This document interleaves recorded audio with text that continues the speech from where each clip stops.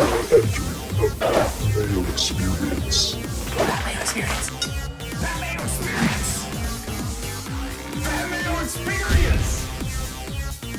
Experience. Welcome to the Pat Mayo Experience, presented by DraftKings 2021 Masters DraftKings Picks player by player. We're going to be whittling down our shortlist. How can we build our core? There's some players that we want to take, but as it turns out, when you're playing DraftKings lineups, you can't play everyone. So how are we going to make those concrete decisions? We'll weigh some pros, we'll weigh some cons, and hopefully I can at least trim down a list where I feel good about waiting 2 days to trim down more of that list. Once again, if you haven't checked out any of the shows during Master Week, shame on you. Give your head a shake and go back and check those out. Also, smash the like button for the video. Subscribe to Mayo Media Network's YouTube channel, please, right now if you're watching this video. And in the comment section, tell me the highest price player you're going to have 0% of on DraftKings this week. Because like I said, you can't play them all, so you got to make tough choices. Who is getting left out, especially at that top end? That's what's really going to come down to. Do you have the winner?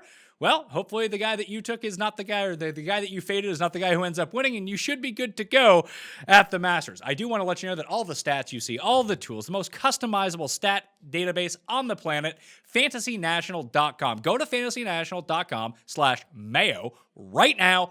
Get yourself 20% off. It's the way to go. I did a walkthrough on Fantasy National for the Masters over the weekend. Check out the video version of that if you want some insight. There's a one and done tournament as well, starting at the Masters. Masters through the British Open. It's a major one and done season. Most of us already out of the one and done. So for $100, you get 17 new events to try to win some big cash. Entries are drying up in that. So hit the description of this video or podcast. You'll see the link to the Fantasy Golf Championships and get in. There's only 1,150 spots available. Most of them already gone. So if you want to get in on that, which I suggest you do, it's a lot of fun and it takes like 3 seconds a week to make your picks. You can even get text alerts to make sure that you get in, play in the one and done. Also, you want some free entries into the Millionaire Maker? I have some good news. If you leave a 5-star rating and review on Apple Podcasts for the Pat Mayo Experience before the end of Tuesday evening, leave your Twitter handle, leave your email address, whichever one you want to be contacted by, plus something you enjoy about this show, you're in the draw. I got $10 Millionaire Maker entries to give away for you to do that, and one $100 Millionaire Maker entry to do. Also on Twitter on Wednesday, I'll have even more giveaways for the Millionaire Maker on DraftKings to give you, all the people. I'll be announcing the winners of that on the live chat Wednesday, 12 p.m. Eastern Time on Mayo Media Network's YouTube channel, available on demand everywhere. After that, I'll be live on Friday, sweating the cut on the YouTube channel with Feinberg and friends. That's always one of the most fun shows of the year. My final picks will be out Wednesday as well. Everything is already up, like I mentioned, but the big thing is subscribe to the Mayo Media Network newsletter. Again, hit the description. Everything is down there. You do that. If you check out Monday's show, I got swag to give away, official from the Clubhouse Masters swag. And all you need to do is subscribe to that newsletter to be in the draw. And I'll announce those winners coming up as well. Maybe we'll do that live on the Cut Sweat show, is pick some winners out of that hat. But the newsletter, please subscribe to that. I showcased all of the items on Monday's show with Jeff Feinberg if you want to check that out. Enough of me. Rick Gaiman from rickrungood.com is on the line to help me whittle down this core. My man, you wrote that article for Golf Digest and they did you dirty on the headline. I loved it. Yeah, they've done me dirty twice on the headline. You know, it's all about the clicks. Does Dustin Johnson's November Masters deserve an asterisk? The answer is very clearly no. In no shape or form does it need an asterisk. But that was the headline. I thought it was a cool little dive into the stats. But man, the people, Pat, were triggered. The Listeners League link for DraftKings, the PME Open, has 5,000 spots this week. It's almost full. So again, description. Get your entries in now. 3 max, $15 to play. No rake. Better contest than the Millionaire Maker and actually winnable. So enter those first to make sure that you get your spot. Let's jump into this. I want to start at the very top of the board. We're going to make our way down. Will we get to every player? Probably not. There are probably some that we can just take a pass on. If we're both out on a player, we'll just say pass on them, and we don't even spend time on them. But the most expensive player on the board is a guy, I don't want to say flying in under the radar, because that would be not true. Dustin Johnson is the betting favorite for this tournament. He's 9.5 to 1 on DraftKings Sportsbook. He's $11.5 thousand on DraftKings. The pricing is soft for the Masters. It's top 50 and ties making the cut after 36 holes. The 10-shot rule is out at this year's Master, but you can still make some pretty good lineups starting with Dustin Johnson, even including another top-end guy in it. The pros would be, he's the defending champion.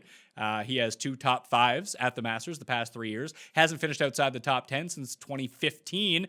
Do you worry about Dustin Johnson in his recent form at all?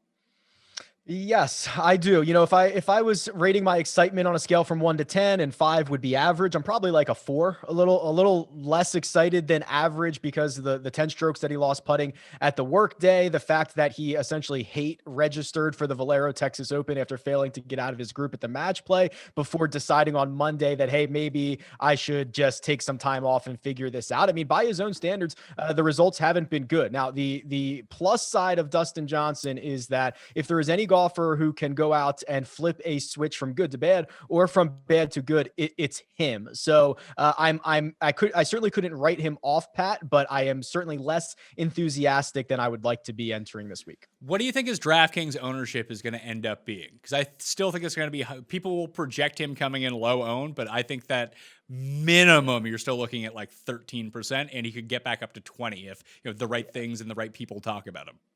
I was going to say like 16 was the first number that popped into my head there, just because it's so easy to make lineups. I mean, you can get anybody you want into your lineup. There is not a natural, you don't have to drop down to any specific spot. So especially when all the public money rolls in and everybody starts making lineups, and DJ just broke the scoring record 5 months ago, he's going to make his way into plenty of lineups. Right now on fantasynational.com, obviously it's very early in the week. And when you use the ownership projections on Fantasy National, you want to wait as long as possible so the database can grow, thus giving you a more accurate representation.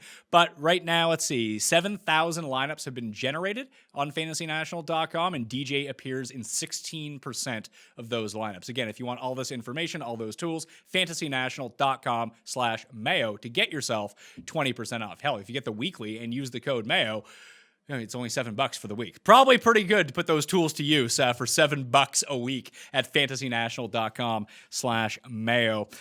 I'm trending towards leaving DJ out of my core here. What were your results that you found from the November Masters? Because I don't think that there's going to be a huge correlation between this one and that one in terms of the scoring that we saw. It does really appear, at least based on every rumor that I've heard, that the course is going to play much firmer and much faster than we saw in November. I don't think that doesn't mean that there are no takeaways from that. Obviously, there are, but I don't think it's like, oh, Dustin played so well there, he's definitely going to repeat that, and especially in the same way possible. That doesn't mean he can't win, but he might win at like -11, not -20. You know what I mean?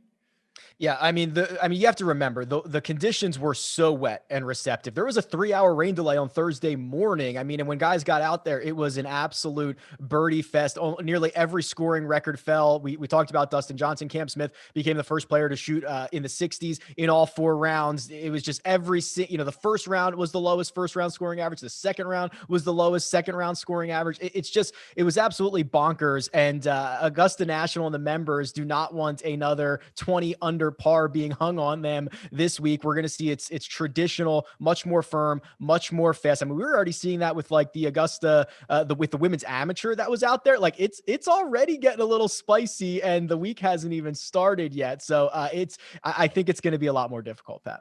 Jon Rahm is the second most expensive player in the DraftKings system. He's $11,000. He and his wife had their baby over the weekend, so there is no more fear of him withdrawing to go be with her if the baby was coming. That was the big fear with Jon Rahm. He's the second most expensive player. He has performed very well at the Masters over the years. Spanish players, by and large, have played really well at the Masters throughout the history of the Masters, especially the very top-end Spanish players. Right now, he is 12-1 at DraftKings Sportsbook. I think he's going to be very popular this week, and with good reason. I think that if you just had to take one person, no price, no odds attached, Jon Rahm would probably be my favorite to win this year's Masters.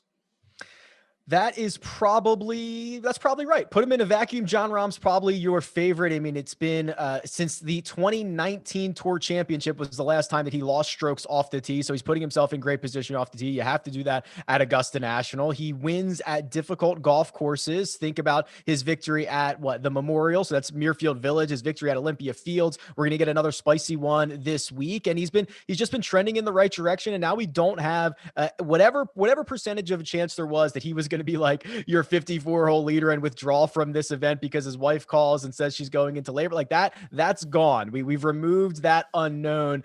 So I'm much more comfortable getting Jon Rahm into any of my lineups. And I agree, Pat. If you're just looking at these guys in a vacuum, it's probably Rahm. Yeah, top 10s each of the past 3 Masters has some of the best form coming in despite not having a victory so far in 2021. And that's always what you want to look for. Who has that very solid January through April leading into the Masters form? It has been Jon Rahm. What are the negatives against him? I would say, as someone who has 2 kids, that if maybe he gets to Augusta later than everyone else because he wants to be with his wife and newborn. He's probably not sleeping well over that time, although he's a legit rich that he can just pay people to do some of this stuff for him. And I think that's me just trying to read into it too much because I can't find a ton of cons for Jon Rahm here. No, the argument's going to be maybe a little bit of a distraction, right? He's got the newborn at home. I don't know how we would quantify that or how we would ever find out. The other thing that you can't quantify is, can he win a major championship? Can he hold it all together? We know he's spicy out there and he wears his emotions on his sleeve. And there was a moment a couple of weeks ago, I think it was in the match play where, he just lets it all out to his caddy walking down the fairway and then he's good to go. Where I think we are seeing a more mature version of Jon Rahm, but I cannot find a metric or anything on the statistics side that would actually be a negative for him. DraftKings own Bryson DeChambeau, 3rd most expensive, 10-8 on DraftKings, has the perfect game on paper for Augusta. And out of nowhere, with his win at Bay Hill, the 3rd place at the Players, didn't play well at match play, but whatever. That's a really tough one to kind of parse your mind through, especially in terms of the metrics. I know that you were looking for them, but guys adjust the style of their game if they're down in a match or up in a match. So I don't think that the stats from that tournament especially are exactly relevant. And sometimes you don't even get to play all of the holes. So I think that the irons with a big boost back up for Bryson is a huge look for him coming into Augusta because that's really where he had been kind of up and down. The driving's going to be great. You expect the putting of all of the top end players to probably end up being the best. He's very good on the greens. Around the green, he's fine. He's above average, but it's the irons. If the irons can get going, he's going to be hard to beat. My con would be he tends to do his best work at really hard courses that feature like a lot of rough, deep rough. And that's where his power advantage comes in over so much of the field. When they get themselves in that thick rough, they might get hoselled out of it. They might have to lay up. Bryson doesn't. That's how he won the U.S. Open. That's how he won at Bay Hill.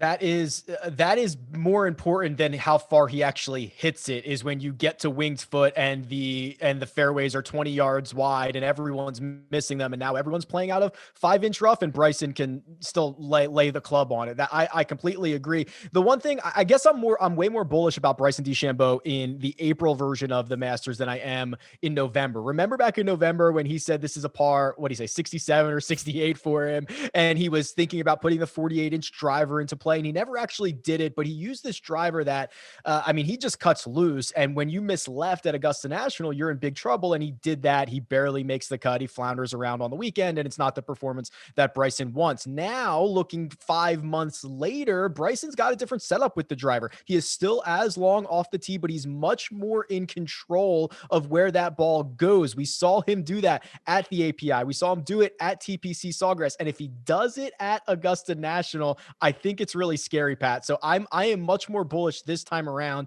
because of what we have seen him do with his driver leading into this event than I was when he was just kind of closing his eyes and hoping to find it in November. From an ownership perspective, these top 3 guys, Dustin, Rahm, and Bryson, I think that they're all going to be right around the same, somewhere between 15 and 20%.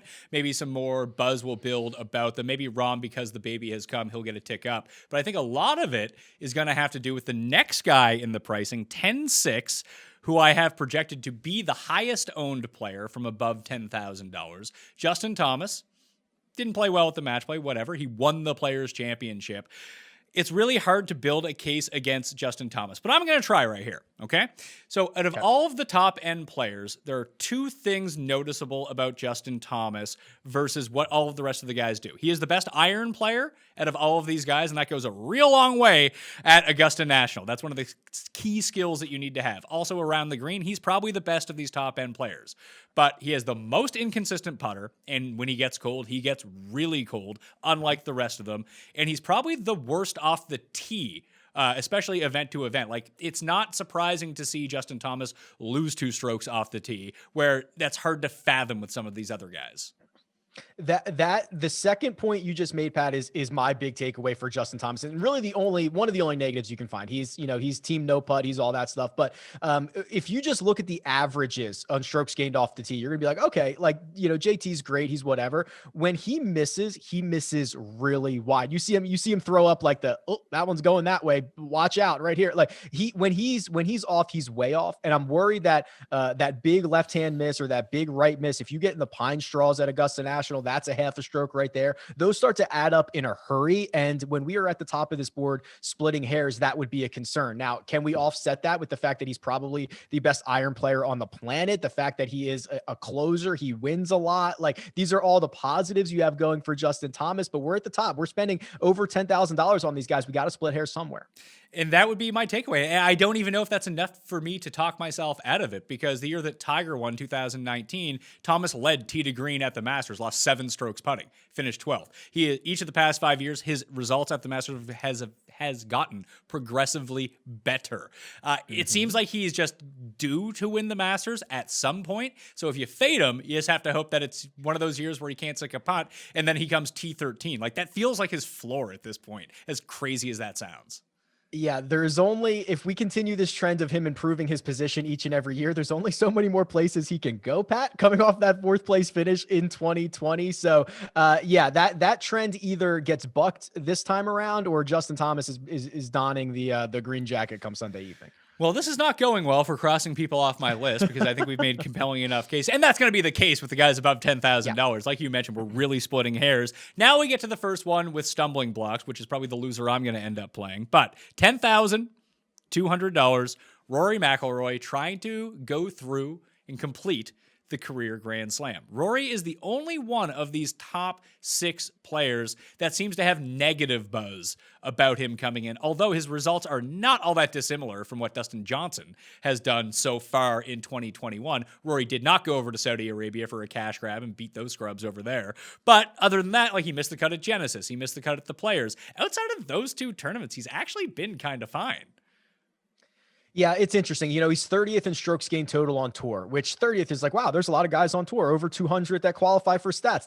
That's really good, except the fact that it's Rory McIlroy, and he's just been kind of piling up top 15 finishes, but not winning anything since the start of 2019. I have to say, I'm concerned, because when you're just a little bit off at Augusta National, it tends to smack you around, and it tends to make you pay for that. And when you're entering a new official relationship with a swing coach just in the weeks prior to Augusta National, that is usually not a good sign. And then even if things go well, even if Rory finds the driver that we have seen so often over the years, if he can hit his wedges, which is something he has not shown us that he can do in about 15 months on a consistent basis, even if he puts all that together, the putter at times has still let him down. Even in the best of times for Rory McIlroy, the flat stick has been a bother spot. So I just think while he certainly has a path to victory, it is much more narrow than the rest of these guys in this range, because I think a lot of stuff has to go right for him to be in the mix here. Feels like pressure's off from people talking about the narrative that he's going to complete the Grand Slam, because no one's really picking him to win. So that's not even a storyline at this point. He does have 4 top 10s at the Masters the past 5 years. His worst finish in that span is T21. I feel like he's going to be the lowest owned out of all these guys, isn't he?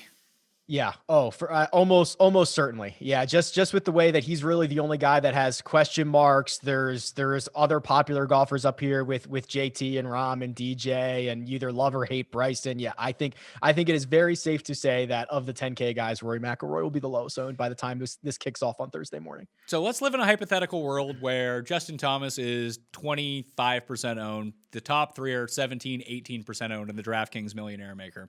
And Xander will just always be perpetually somewhere between 17 and 20% owned. We'll get to him in a second. Let's say Rory comes in at 10%. would that then make you want to play him, or do you just feel better with the other guys and not really worry about ownership percentage at the top, which I don't think that people should do. I think that there are certain leverage points that, hey, maybe Rory at half the ownership of everyone, if he can go out and win, you're going to do great this week. I think there are other pivot opportunities this week if you're not convinced on Rory. And I think at the top, you need to be convinced that this guy is going to go out and win the tournament because you're going to need the winner. That's what I've heard in terms of the DraftKings Millionaire Maker. Yeah, that's your crown jewel at the top. You need to be comfortable with that golfer. If you're comfortable with Rory, good on you. I'm not, especially when the other guys are around him. So I'll find my leverage spots in other places. Again, we've talked about how soft the pricing is and all of the lineups that you can make that you're going to feel really comfortable with on Wednesday evening. Maybe not so much on Sunday evening, but I need to be comfortable with a guy that I'm spending that much on, and I'm not at that place with Rory this time around. Xander Schauffele is now 25-1 in the betting market, or 22-1, depending on what time that the show comes out and you've looked at it, because the odds keep fluctuating on DraftKings Sportsbook. He's 10K even. I just can't do it with Xander. I like the guys below him. I think that he's on the tier with all the guys in the $9,000 level, not the guys that he's priced with in the $10,000 level. And that just makes him too much for me. I feel like I can do more with my lineup. If the difference to me is I can take Xander, but that means I have to take Rory instead of taking Jon Rahm, I'd much rather just go down to the bottom of the nines and leave Xander off of it if I can get up higher into the $10,000 level. I think that he's probably properly priced based on his results. 26-1, by the way, at DraftKingsSportsbook.com. But he has not been great recently, and I want my $10,000 guy to win, and I feel like his win equity, although he's eventually going to win one of these big ones, and it's going to happen, he has shown a lack of closing ability where guys like Thomas and Bryson have shown that they can close when they're there on Sunday. I am so incredibly neutral on Xander Schauffele this week. You know, he started out 2021 doing something with the driver that we hadn't seen before. He gained over 3 strokes off the tee at the Tournament of Champions. He gained nearly 5 at Phoenix. And we were looking at this like, if this is the new Xander, if this is what he's going to do and he's added this weapon to his arsenal, like the tour is in big, big trouble. Now he has regressed since then. He's lost strokes off the tee in 2 of his last 4 measured events. He's lost strokes putting in 3 consecutive events. I'm a little bit worried about the trend line here for someone who is $10,000, but I know the upside. So that's why I'm just like, I would, if you just told me whatever his ownership was going to be and I could be at that number and be dead even on him for the week, I'd be thrilled with that. Do you think that we finally get an ownership discount on Xander, or will it be like always where, hey, no one's really talking about Xander because he's not a super fun guy to talk about? No. And then we look at the ownership on Thursday morning. It's like, oh, he's 23% owned.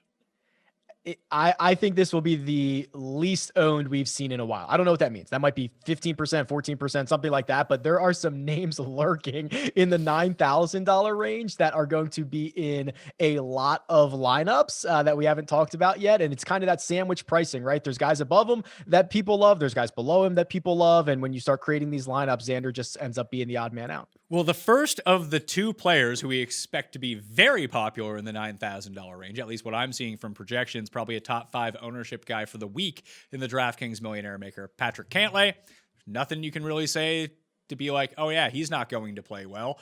He had a bad Players. Players is super wonky, 2 or 3 bad shots and you're absolutely cooked, but he's played well at the Masters in the past. He has the sort of overall game that you would want to see from someone you project to be the champion, and everyone else is kind of seeing it. His odds went from 25 down to 20-1 in the betting market, so steam is coming in on him. People think this is a breakthrough for Patrick Cantlay. I think that he's great. I think that he's probably going to end up playing well. I think when it comes down to crossing people off, if I'm not going to, I can't eat every popular player and eat the chalk that way. Feels like Cantlay is going to be the one who gets left out for me. So great news for everyone who takes Cantlay. I will cross off another guy, and I will probably be in on Cantlay. You talked about the importance of lead-in form into the Masters, and you're absolutely right. The trends for the 90 days leading into the Masters in terms of strokes gained tee to green are very clear. DJ in the 90 days before his victory was #1 on the PGA Tour. Tiger was, I believe, 10th. Sergio was 3rd. Reed was like 21st, which was the worst. Spieth was 1st, and then Willett didn't have enough rounds to qualify. So you're talking about the guys in the 90 days leading into the Masters are unbelievable from tee to green. And the guy who leads that category right now is Patrick Cantlay. And I do use the match play data in that as well, which is a bit wonky. You can throw it out if you want. He's still one of the top players, and he has just been on an absolute roll. And Augusta National asks you to be in complete control of your game, Pat, and that's exactly what Patrick Cantlay is doing right now. Who are the other players who do pop up on that tee to green list? I just want to make sure that I can be in lockstep with some of them. I assume it's like Bryson, Rahm, Spieth, probably at this point. Yeah, so I punched it in at my site, and I did since the start of since January 1st, and I include the match play. So this might look a little bit different, but it's Cantlay, it's Spieth, it's Morikawa, it's Casey, and it's Justin Thomas rolling out as the top 5. Okay. Morikawa is next on this list, and I don't know what to do with him at $9,600. You know that I am probably one of the biggest fans of Collin Morikawa on the planet. He's been very good to my bank account. Everyone else, not so much. Morikawa, he's been my guy. He has the win at the WGC. There's certain things that you kind of pick apart because, Masters experience comes a lot into play. He's played it once, did not play so well in November. Maybe he'll live and learn from that.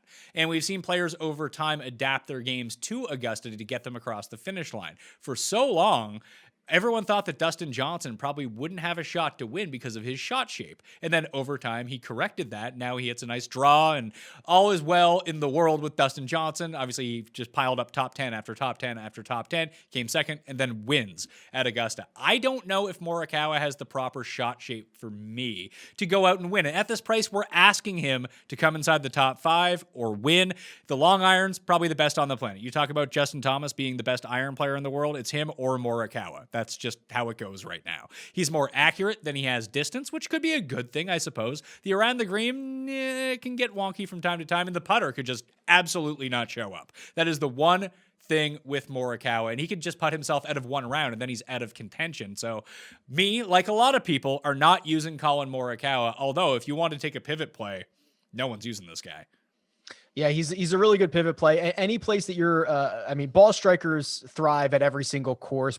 Even more so, my concerns about the putter and the around the green, I guess they kind of go into this, is the lack of experience. One trip to Augusta National, and it came in November. We can talk about whether it was good or bad to have your only trip be to the November Masters, which of course is probably going to play a lot different this time around. There are so many through lines and trends, and there's data to back up that experience is so critically important here, especially when you get onto the greens. Morikawa, not a great putter in general, still trying to figure that out in his young career. So I just think that Morikawa is going to contend at a lot of these. I just don't know if it's this one, the first time he's playing the Masters in April. All right, so let's cross him off. Jordan Spieth is up next, $9,400, projected to be the highest owned player by a fairly significant margin coming off the win at Valero. He seems wildly underpriced. If you look at his odds, are now 11-1. He's the second biggest favorite on the betting board. He's 9th in Masters pricing on DraftKings. I'm going to set the over-under in the Millionaire Maker at 33.5% ownership. Would you take the over or the under?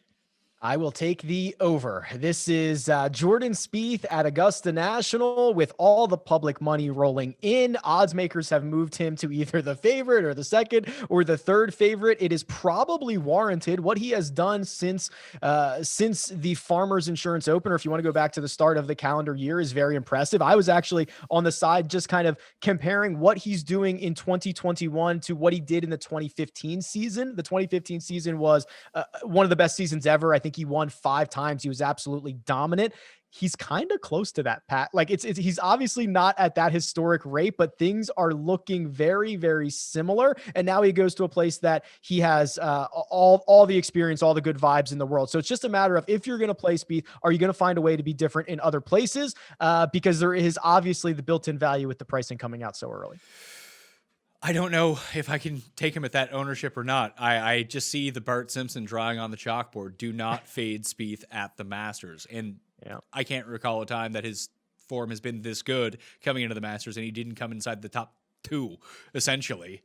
Do you just eat it and figure it out somewhere else? Is that the move? Yeah, so I think that for me personally, on DraftKings is the only place I'm going to have exposure to Spieth. I missed the boat on the 100-1 numbers that were hanging around. I'm certainly not going to bet him the week of the Masters. One and done situations are a different story. This is probably the only place I want to get exposure to Jordan Spieth because of the price, because of how early it came out, and now he is one of the favorites here. So I play a lot of lineups, so I don't know how many I'm going to end up having Spieth in, but the ones that have Spieth will be very much contrarian and have a ton of pivots in other spots in case he goes out and wins this thing. I still have a chance of being unique and being different. I would guess that the most common lineup builds to begin your DraftKings roster this week are Justin Thomas, Jordan Spieth. Yeah, that sounds about right. And a lot of people are going to have both of those guys. And if you go that route, and you're going to have to get super creative the rest of the way. And there's opportunities to do that. There's plenty of them. But yeah, that's especially because they're buddies too. They're Americans. They're popular. Like that is absolutely going to be the number one combo at the top. $9,300, former Masters champion in 2018, won at Torrey Pines earlier this season. As you mentioned before, he is sort of an outlier in his Masters win of both how he accomplished that in terms of the metrics that you can look at actually on the course, and his lead-in form wasn't quite there, but that's kind of what Patrick Reed does. There is no real rhyme or reason to when he decides to show up and when he doesn't, but if he does show up and he's playing well, he's super live here.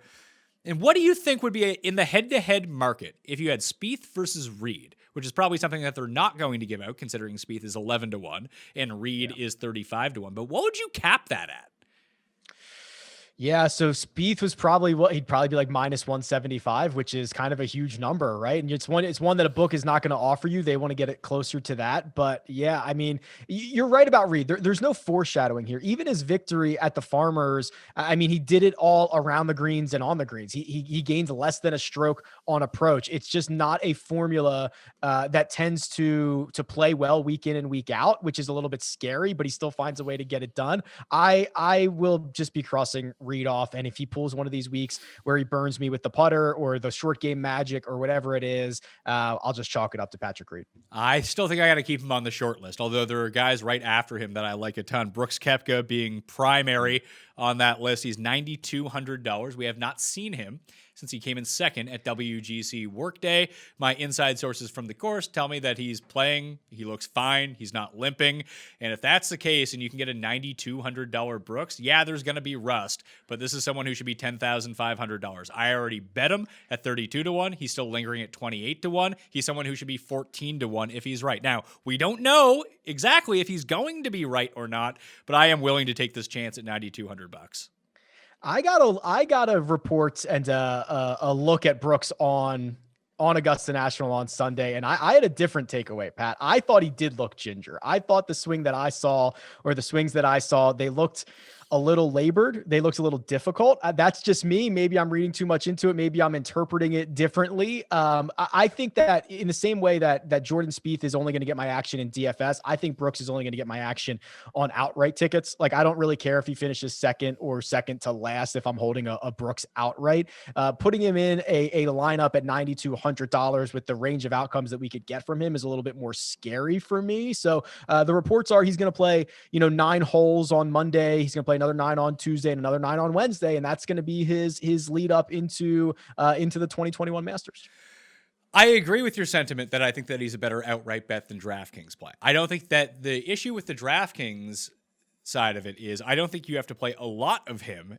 Like if you play 20 lineups and you have him, let's say, in 2 of those 20 or even 3 of those 20, I think you're going to be overweight to the field. I don't want to miss out on the fact that maybe he is okay. And if he is okay, he's so undervalued. If he ruins those 3 lineups, then he ruins those 3 lineups. Then I have to live with that. I think I am willing to risk it. And if I had some guts, I'd probably play him in like 90% of lineups. There is also like a 5% chance that Brooks has been underselling this the whole time, right? I mean, I know he had a procedure done on the right knee. Brooks loves this stuff. He's tweeting out memes. He wants to fly in under the radar as a guy at the Masters. And then when he's the 54-hole leader and he wakes up Sunday morning, he's like, "Oh, what, did you guys forget about me? Like, you knew I was going to be here." There's part of me that thinks there's like a small percentage that he's playing a bit of possum here with the extent of how bad that injury was. I'm even shocked. I'm stunned that 19 days removed, he's out there taking full swings at Augusta National. So he has already exceeded my expectations, but I have no idea what to expect for him for the rest of the week. Yeah, 3 max, single entry, cash game, probably stay away. I do think that there's a unique build that you could do if you did want to inherit some of the chalk. Start your teams with Spieth and just use Brooks. Oh, that'd be kind of cool. Yeah, I could get behind that. It would certainly be unique, and it would be a way to get you off of the ultra mega chalk that Spieth is going to be. Finau is next at $9,100. I mean, there's so much difference sometimes between DraftKings pricing and the outright betting odds. I have no chance that I'm betting Finau at 30 to 1, 35 to 1, whatever he's at. Not to say that he can't win, but that just seems like a ridiculous number to me. $9,100 on DraftKings, though, feels like a really good price, but he's also a player who's completely out of form at the moment. Now, he's someone who's excelled at the Masters over the years, not so much in November, but he did fine. He was not good at the match play. Obviously, he missed the cut at the Valero Texas Open. His best performances came earlier in the year, but he did have some of these peak performances. We saw him at, Amex? We saw him at Riviera. Couldn't close, but hey, at $9,100, they're not asking you for him to close. They're asking you for him to come in fourth or something like that. And he most definitely could. I just don't know if I can still squeeze out Tony. He's sort of like Xander to me, where I don't play him all that often. And I really should, because he's usually really good. I just have bad vibes around him this week.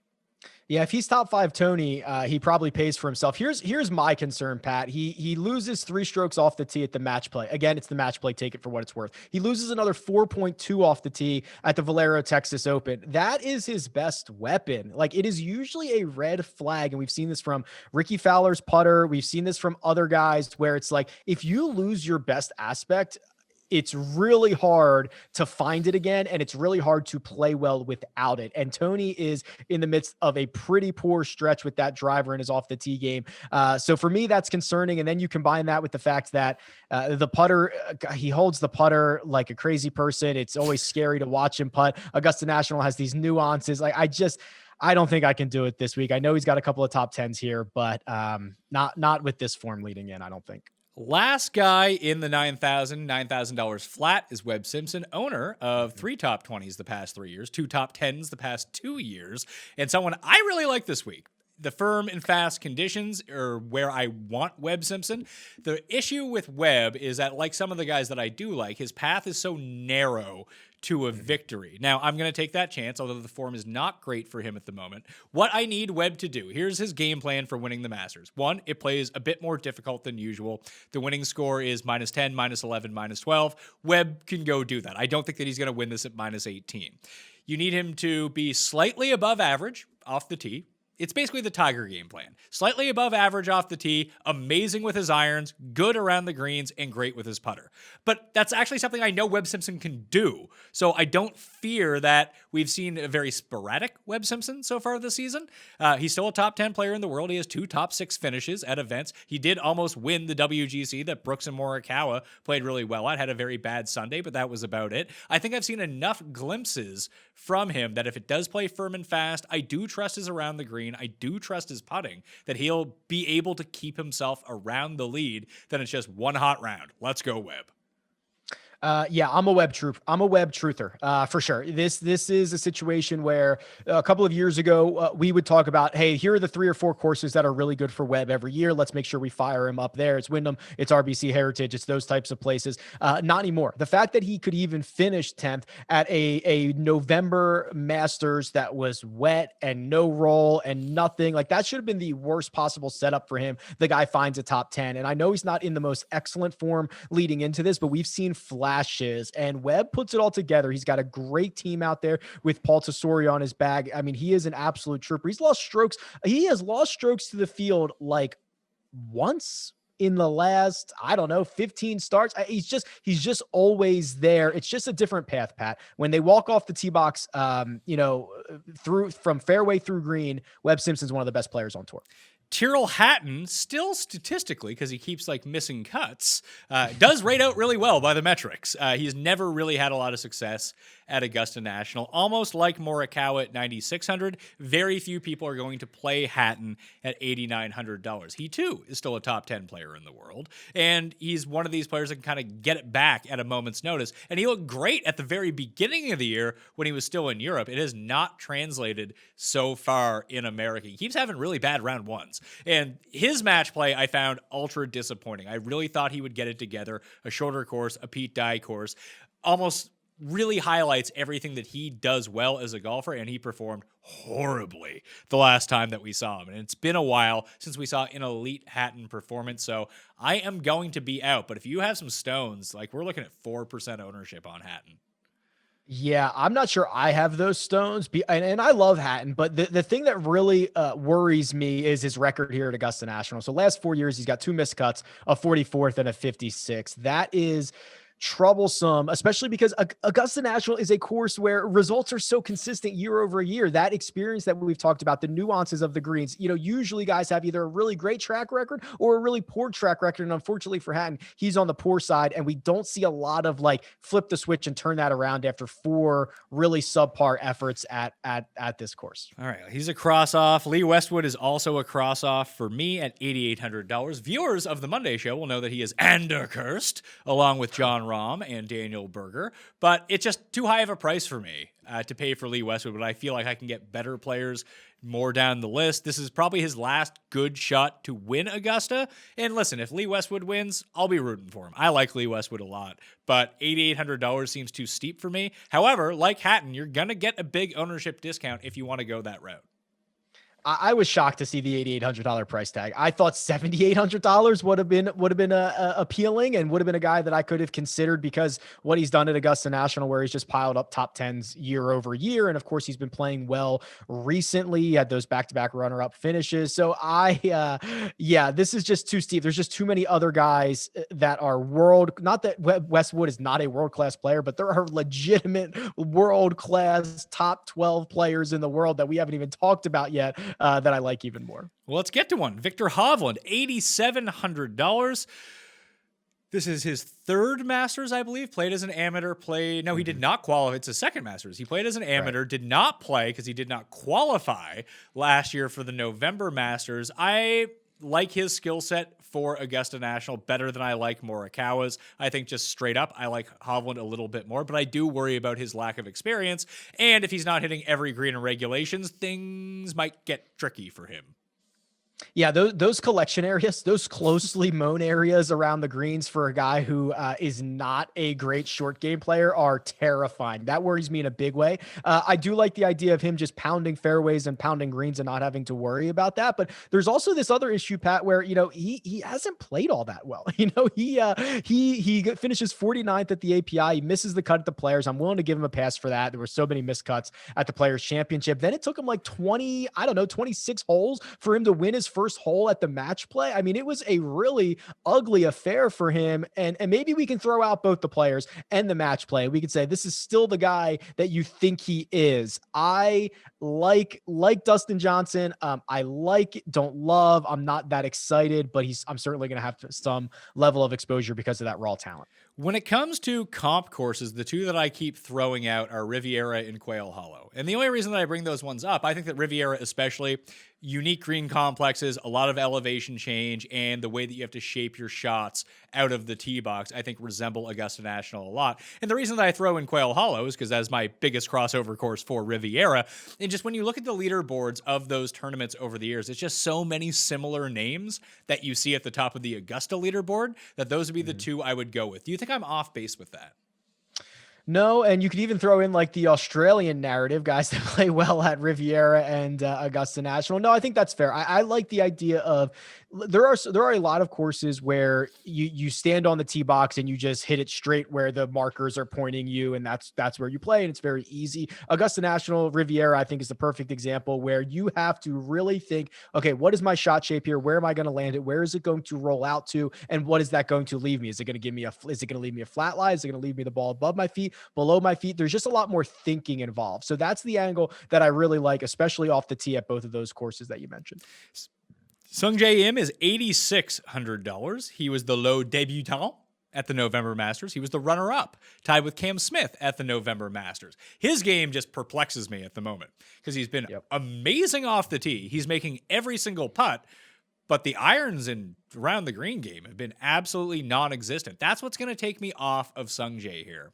Even though the price is really good, his form is like, all right, but he's weirdly one of those players that can get everything going all at the same time. He becomes super dangerous. Like if he showed up to Augusta and all of a sudden he lost 3 strokes off the tee, but gained 9 with his irons, I wouldn't be super stunned because that's what he does.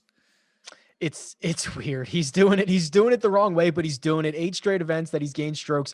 Putting, he's been phenomenal off the tee. I too am worried about that approach game, especially because there are, I guess the best way to describe this at Augusta National is there's like kind of quadrants on these greens where they can kind of stick these pins. And if you are just a little bit off or you play to the wrong quadrants, you know, if you hit it 12 feet right, instead of 10 feet right of the hole, it is now going to roll down and it's going to be a 25-foot putt. So I do think that if you are just a little bit off with where you landed or where you get your ball to stop, it really is magnified here. It's no longer just a 15-foot putt. Now it's a 25-foot putt. So that would be worrisome for me. And he has not struck the ball well recently, and for that reason, I have to be out on Sungjae. Chalk alert coming up at $8,500. Daniel, those suitcases even ours. You found it at the airport. We're bringing it to Aspen. How's your burger? Comes in. People love Daniel Berger this week. Did not get to play in the November Masters, and a lot of people were mad about that. But as a debutant, he finished inside the top 10. He's 3 for 3 in cuts made, playing some great golf, already with a win at Pebble Beach so far this year. Almost like Cantlay has that sort of complete game that you're looking for. But is he significantly better than the other options in this range that would make you want to eat that chalk? He is definitely better. Significantly, probably not. I will say this. His blueprint is kind of different than a lot of these guys because he gained strokes in all 4 categories. He was actually laying the blueprint.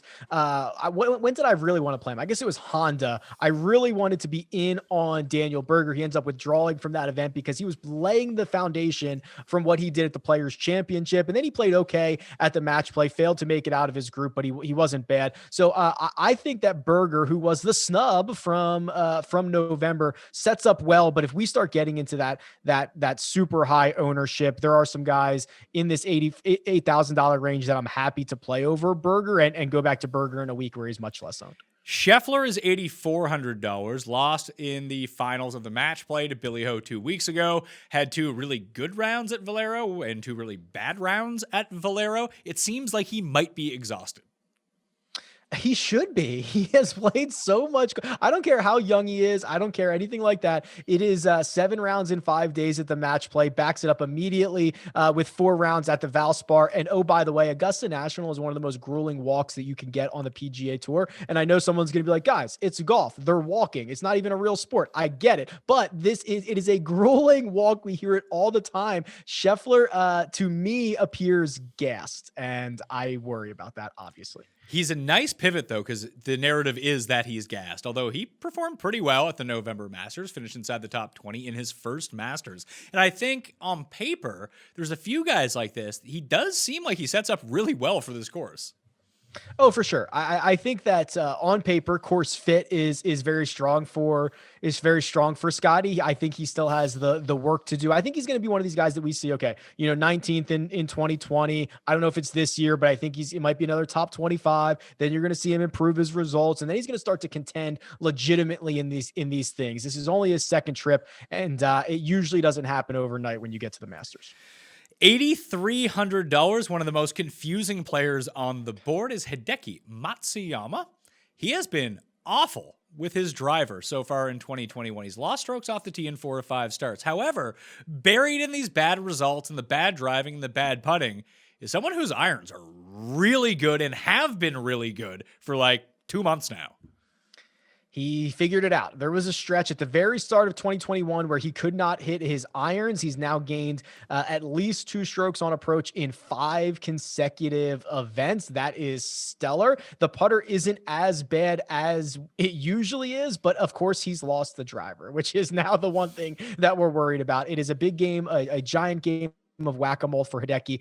He comes in at a price that is it's not bad, $8,300. I could do it. I don't know what his actual win equity is in this event, but I think that his like top 10 equity is certainly sizable. But it is going to be a frustrating watch if you plug him in a lineup. Don't check to see how he's doing. It's gonna be terrifying. And he'll come in probably about half the ownership of someone like Daniel Berger. I'm thinking like 9, 10, 11% in the Millionaire Maker, lower than the next guy on the list, Cameron Smith, $8,200, along with Rory and DJ, one of 3 players with 2 top 5s the last 3 years at Augusta. He's played well in April. He's played well in November. He is not playing well coming into this event, though.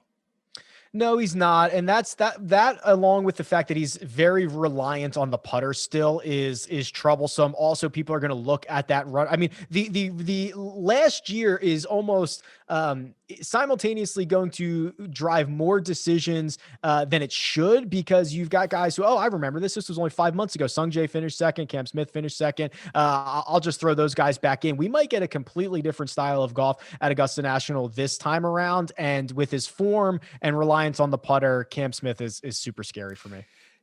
He did lose strokes off the tee in 6 of 7 events leading into last year's Masters, and obviously he came in second place. There's a creativity to his game that I think that works really well at Augusta, and that was hyper focused in November when he was behind trees, the way that he's able to shape those wedges, almost like Bubba-esque, in order to get it done. I do worry about all the same things that you do, although he played well at Genesis, he played well at WGC Mexico, he was top 20 at the Players, despite driving the ball very, very poorly. When you kind of look at how he plays on longer courses, that's actually when his driver gets a little bit better. So I'm still torn. I know that he's going to be popular, but I do like him at the same time. He played well. Don't quote me on this. I might butcher this, but the President's Cup was played at Royal Melbourne, which was, I believe, also an Alistair McKenzie design. And when we played there was a lot of crossovers to Augusta National. Now, I'd want to go back and check Cam Smith's results and rewatch the tape, but there are a lot of crossovers, I believe, between those 2 courses.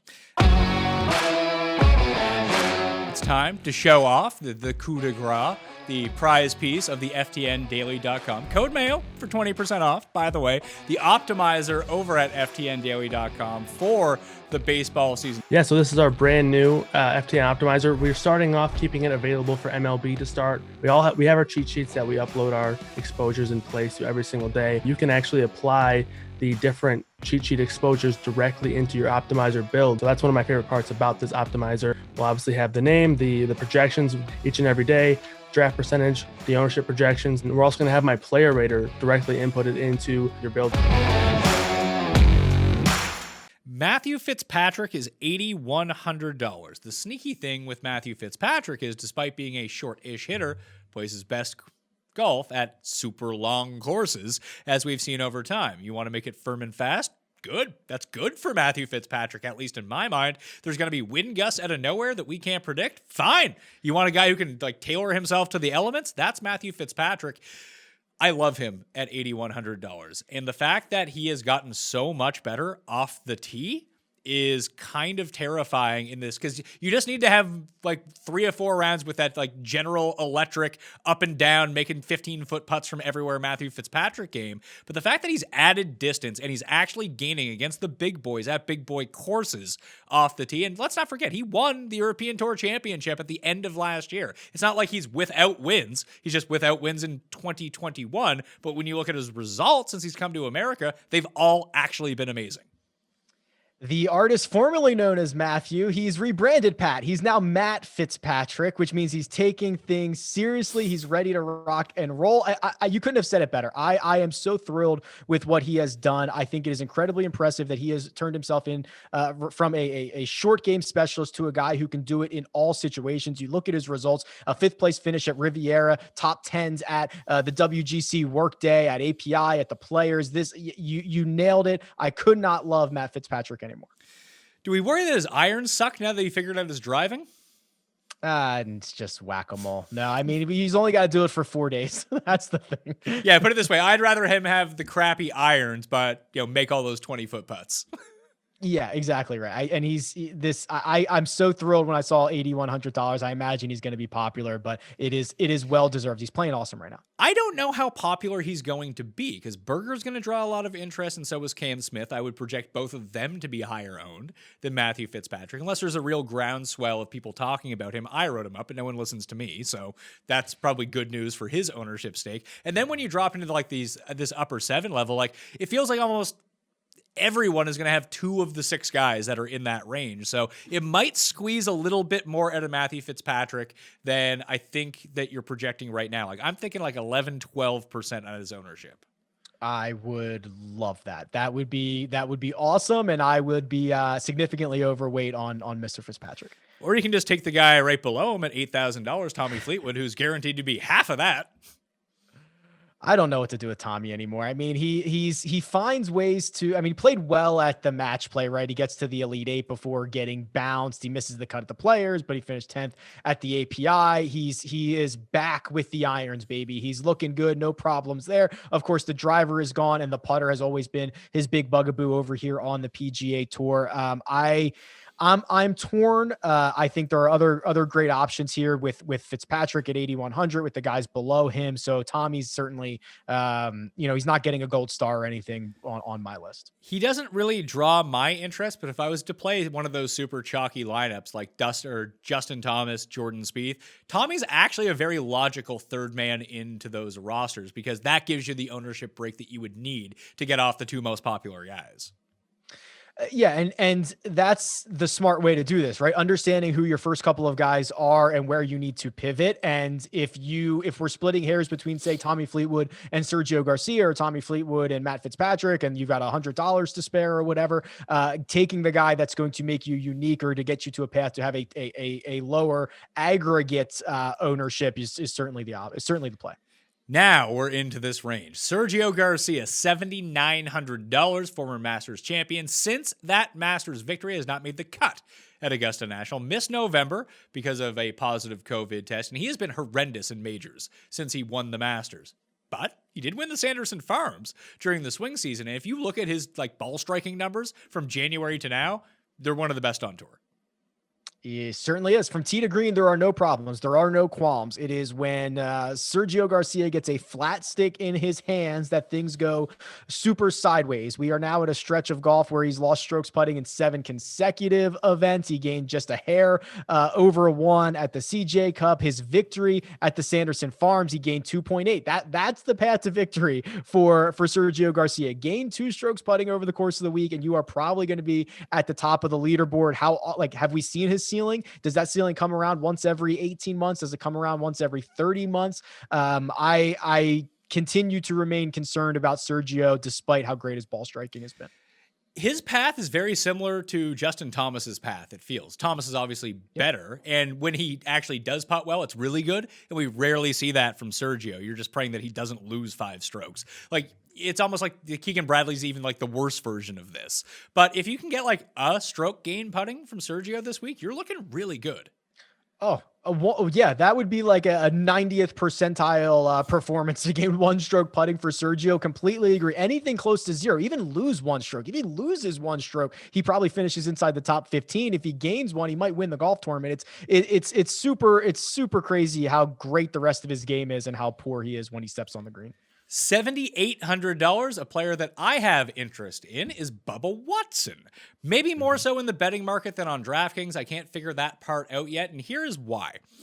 He is not playing well entering Augusta. That's never great. He has won here twice, which everyone's going to know. It benefits lefties too. I was actually really encouraged about his battle at the match play, escaping the group stage, because that's a course where he historically plays really well. And the fact that he showed up there and played well was very encouraging to me that he can do that at other places where Bubba plays well. Does that make any sense to you?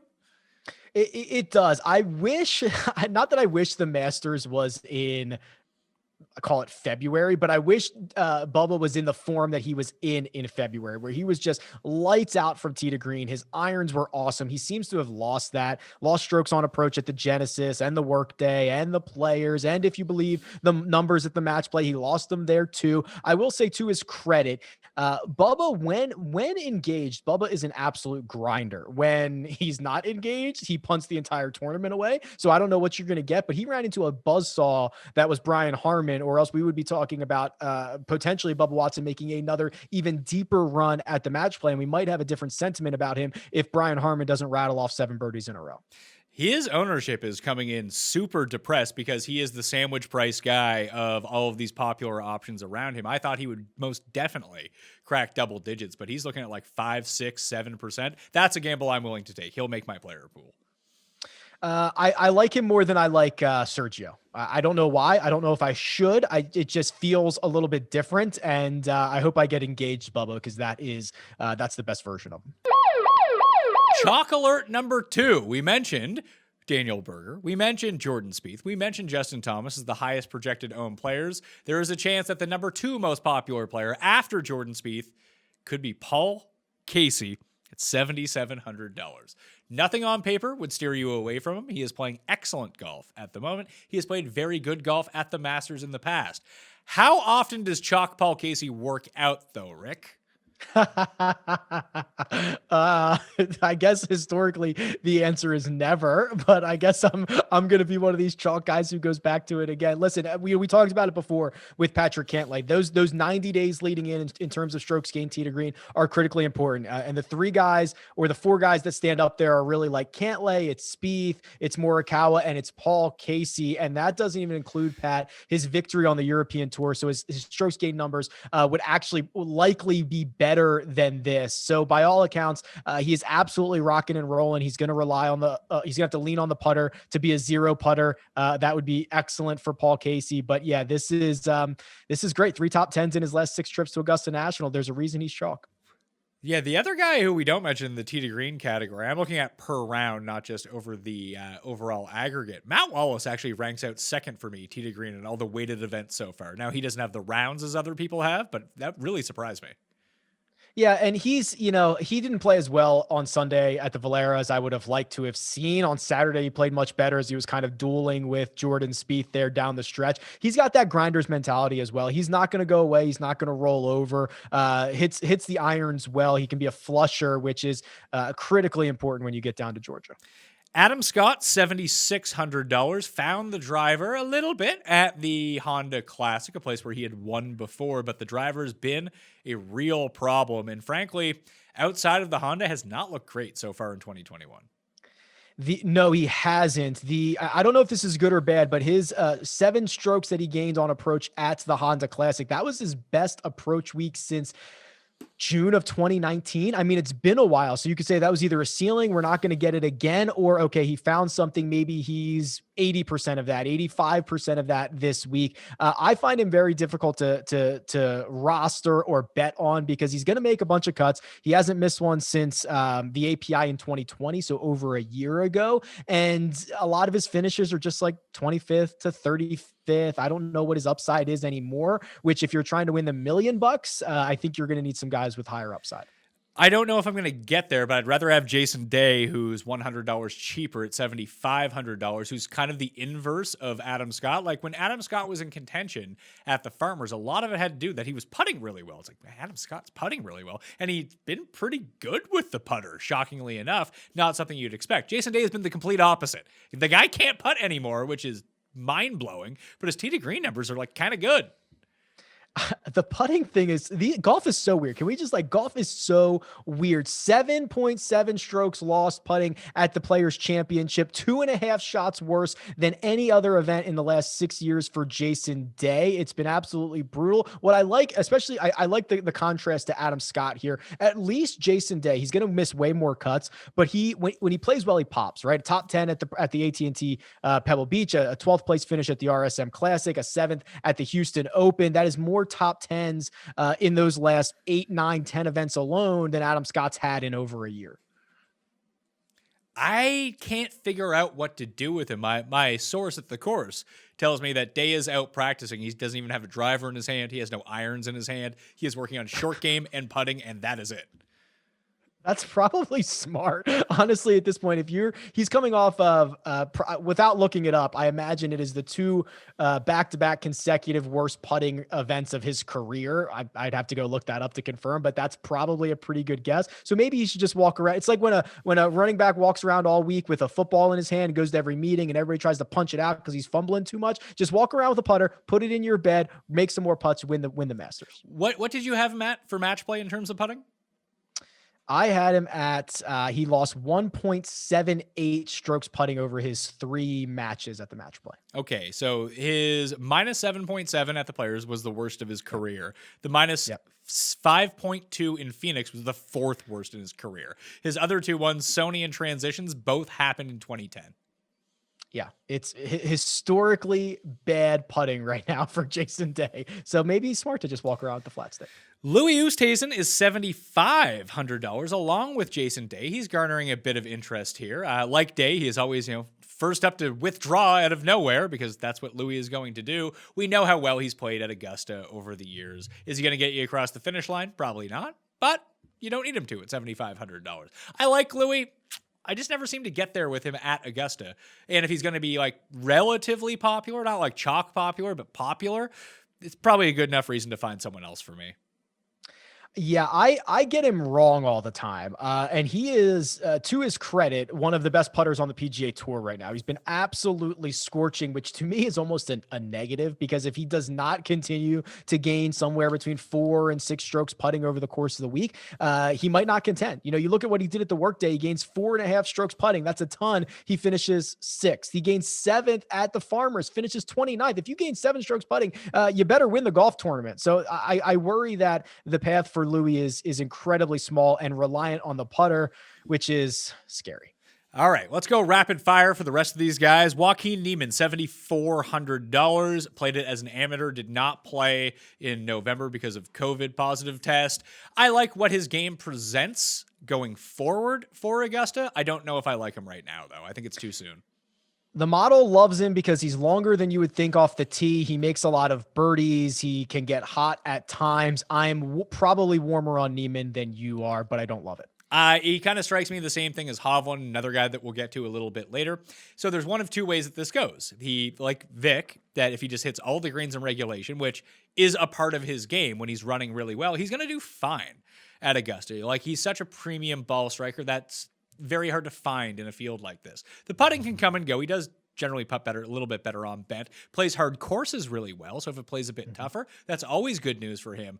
It's the around the green game that it can go so bad so quickly that he could bleed a lot of shots there. And he's not familiar with these green complexes. Those are all the negatives. Those all certainly outweigh the positives for me. That's why I'm kind of like wishy-washy. Those collection areas are no joke. You could spend a couple of strokes there and play yourself out of this thing on a Friday pretty quickly. Ancer is $7,400. I've been riding him to find a win here recently. Obviously, he has not won, but he's been playing some pretty good golf. Was in contention all the way up until Sunday in the November Masters. Don't really know what to make of him. He's shorter than I would like, and the irons haven't been quite as good as I would want coming into it. But I do think that he's very well-rounded, which goes a long way, almost like Webb, like Fitzpatrick, like Spieth, where he can do enough positives that it kind of outweighs the deficiencies that he might have on paper. Yeah, and he's been a lot better from tee to green. He had lost strokes putting in 6 in a row before the Valero Texas Open, so hopefully he can continue that trend into Augusta National this week. He gets a little bit of that Royal Melbourne crossover, if you believe there is a crossover there. He played well before he ran into Tiger Woods in Sunday singles at the President's Cup. And Ancer, yes, not long off the tee, hits a ton of fairways, and he's a grinder, man. This kid, like no joke, wants to go out there and compete. He has shown up in big-time events before. Will Zalatoris, a debutant, the first of the 3 professional debutants that we will be talking about, is $7,300. I think he has the perfect game for this place. I just do not trust him to make any putts. I have crossed him off my list, and I had a tear in my eye as I did it. I love Will Zalatoris in every possible way. The courses that he has had success on are more diverse than ever. I mean, you talk about top 10s at Winged Foot, and then he goes to, Punta Cana, and he plays well at Torrey. I mean, you could just, any course in the world you put him on there, I think he's going to contend. I'm really worried about the lack of experience at Augusta National. If he somehow finishes in the top 10 or top 15, he has answered every single question, and he really really is the star in the making that I think he is, I'm worried about the experience, Pat.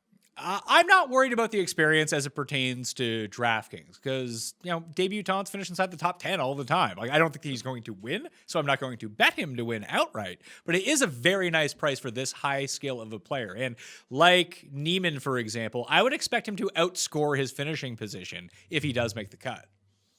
That is all completely fair. You do not need to talk me into Will Zalatoris all that much. I agree with you. He's a unbelievable talent. I hope he makes a ton of noise this week. Harris English is $7,300, one of the few players with a win on the PGA Tour so far this season. He had the complete game that would actually make him a challenger for Augusta 2 months ago, but he's been terrible ever since.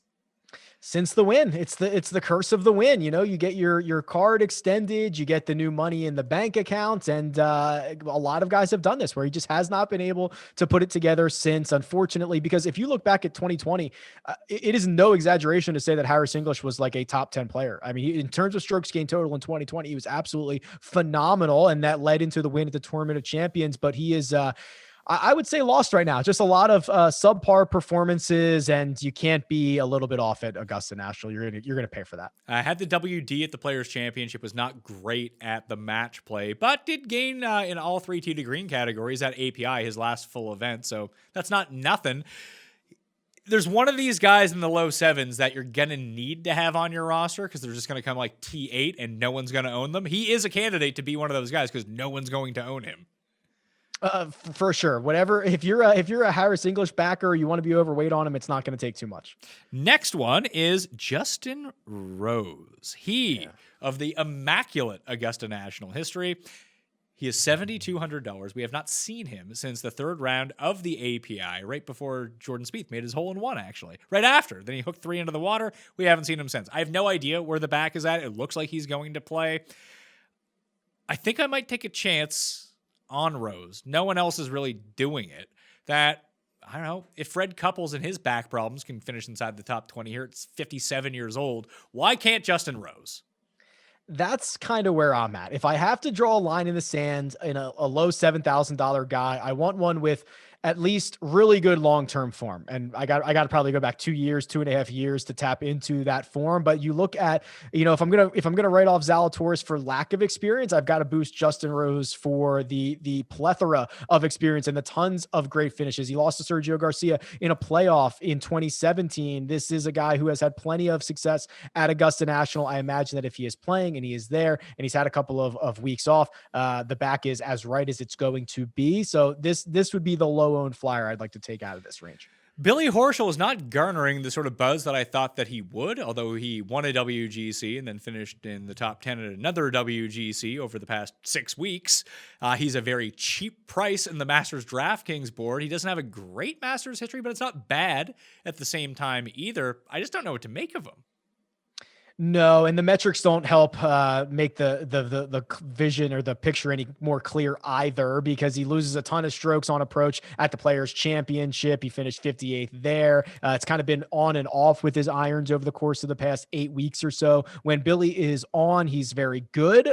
When he's off, he's very bad. And there is unfortunately little foreshadowing that he does, which is just super risky for me. There's other great options here. I tip my cap to Billy Horschel for winning the match play and playing great, but I will not have exposure to him at the Masters. The Wolfman made his return at the match play and almost snuck through the group stage. He's $7,100.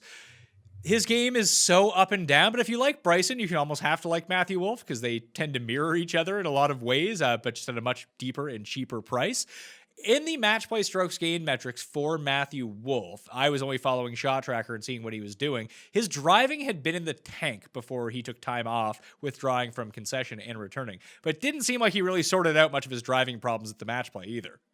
He lost 3.1 strokes off the tee in 3 rounds at the match play. So now over his last 3 measured events, my quick math says he's lost about 15 strokes off the tee. This is the big thing again, Pat. When you lose your best weapon, it is a huge red flag. I agree on paper that this should be a great spot for him, as it is for Bryson DeChambeau, but he does not have the weapon that is required around Augusta National right now.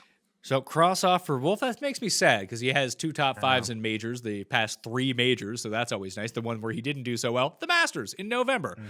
Max Homa is $7,100. I'm not alone in this, but I love Max Homa this week. I think that he is underpriced at $7,100. He has a win at both of the comp courses. He has not played as well since said win, but if you just look at the overall scope of his game so far in 2021, he hits it a ton. His irons can get super hot, and he putts well on really fast greens, and that's what these are. He got a sense of what the Masters is like in November. That was his first start at Augusta National, I believe, for Max Homa. Yep. And I don't know. I just think at $7,100, he actually possesses, I don't want to say winning upside, but top 10 upside for sure.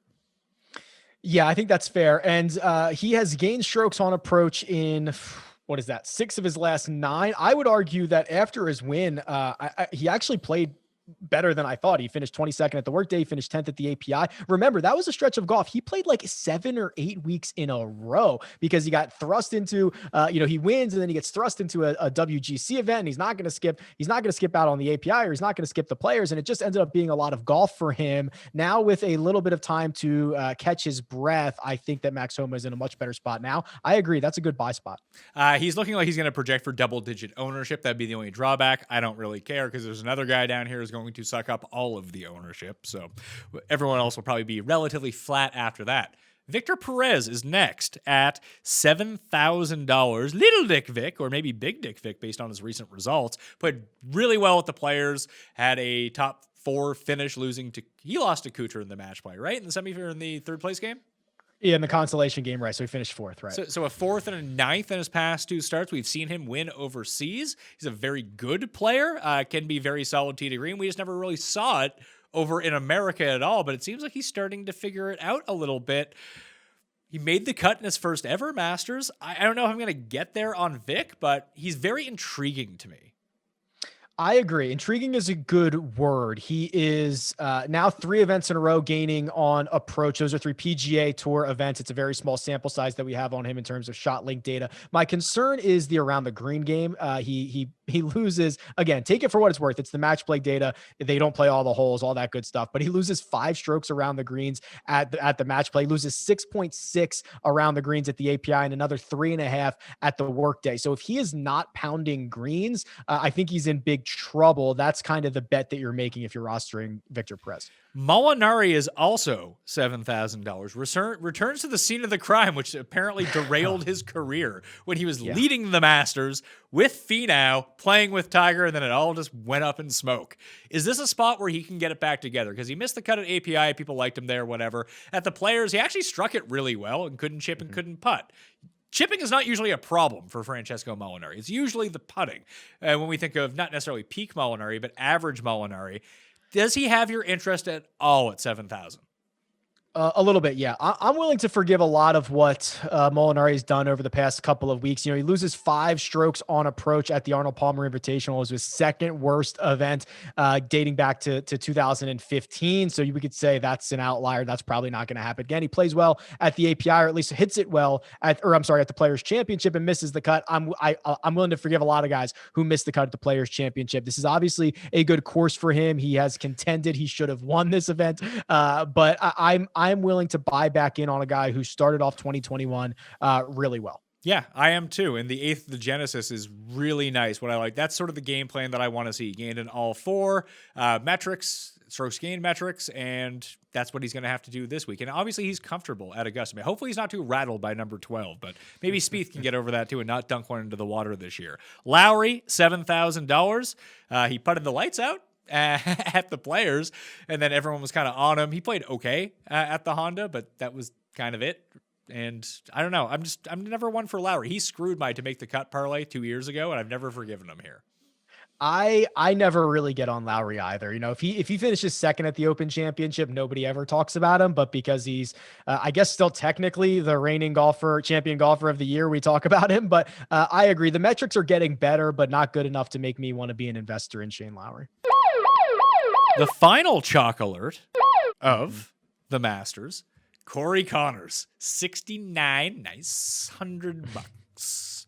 The Canadian I actually got a targeted ad because I'm in Canada for golf.tv, and he is the cover guy on it. He's ahead of Dustin Johnson. The 3 golfers they showed me were Corey Connors, Dustin Johnson, and Adam Hadwin. I don't know if that's going to be a great sell here, but for good reason, everyone's going to be in on Corey Connors. Yeah. But Corey Connors is a great ball striker. Sure, and he's actually putted really well over the past 3 events. Don't know if that can sustain itself, but who knows? But if he misses a green, it's a bogey. Oh, for sure. I mean, you could make the case that Corey Connors is a slightly worse version of Paul Casey, right? I mean, they're both going to do exactly the same things. They're both going to be great off the tee. They're both going to be great on approach. And then as they get closer to the green, your hands start to shake a little bit. You start to get nervous about what's going to happen. He is rightfully going to be popular. This price is kind of a joke for a guy who's played as well as Corey Connors has, and he finished 10th in the November version of this Masters. So rightfully so, the chalk will come in on Corey Connors. I don't know if that number is going to settle in at, Pat, but it's going to be high. If we had to project it right now, do you think he's over under 20%? Because I say he's over. I think he's over too. I would think it's closer to about 25%. Now, if you want to play Connors, I can't begrudge you because everything does point in his favor. I would say that the firmer, faster conditions work as a disadvantage to him versus the November conditions, which I think that ball strikers really rose to the top in that circumstance when you can get your ball to stick. It's not going to bounce, and then you do have to get it up and down. I think that there's enough holes in his game that I can convince myself into a full fade. Well, yeah, I mean, there's just a chance that he loses 3 strokes around the green and 1.5 putting, and he's gone on Friday, or he just finishes 55th or whatever, right? We talk about paths to victory. There are also clear paths for Corey Connors to miss the cut, even though he's playing so well. You have just a couple things go wrong. He's out of this thing. And one of the main reasons that I don't want to do it, there are other guys down the list that I like a lot. One, primarily at the exact same price, Jason Kokrak is playing great right now. He's phenomenal. Top 10 at the WGC, top 10 at the API, top 10 at the Players Championship. He kind of came up short at the match play, but again, it's the match play. We can throw a lot of that stuff out. Jason Kokrak in the midst of a stretch of golf that is probably one of the better stretches for him. You know, he goes back to this win at the CJ Cup, which quite frankly, I don't know if people care about this or not, but like those, like CJ Cup and Zozo 78 player fields with the top golfers in the official world golf rankings, very, very similar to the fields that we are going to get this week of 88 golfers. A lot of them are past champions. A lot of them get in for different types of statuses. Like I kind of look at those fields and I say, okay, Kokrak found his way to the top of it. I don't think he's going to win the Masters, but I think he can make noise.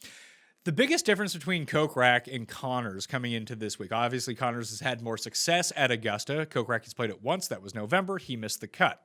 The biggest difference would be, except for the ownership, where Kokrak is going to be like 1/3 of the ownership, or probably even less than Corey Connors, is his outlierness both on and around the greens. The ball striking is pretty comparable between the two of them. They're both good off the tee. Obviously, Kokrak has a length advantage. Connors has an accuracy advantage.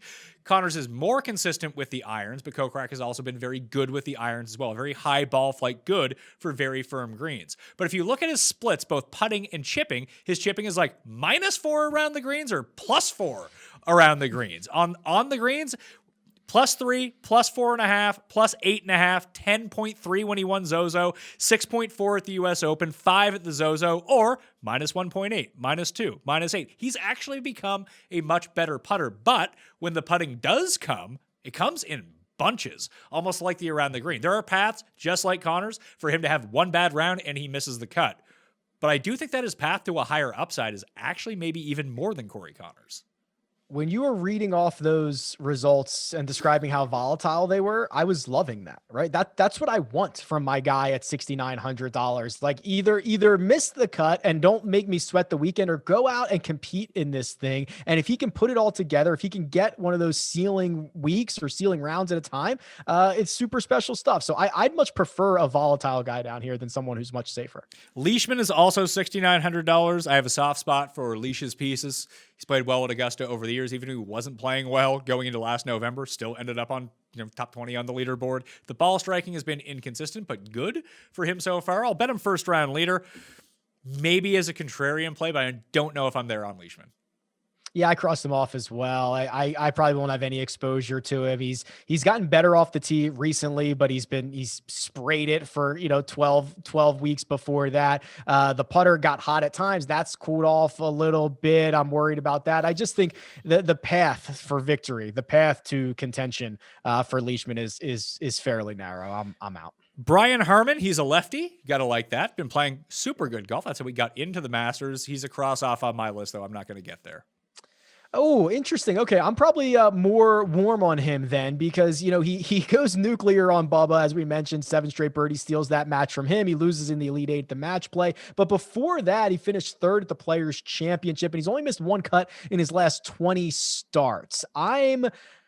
As much as I love the volatility of guys down here, you could argue that a Harman is probably a safer option. I don't know what his actual upside is here, Pat, but he's very incredibly likely to make the weekend and finish probably inside the top 40.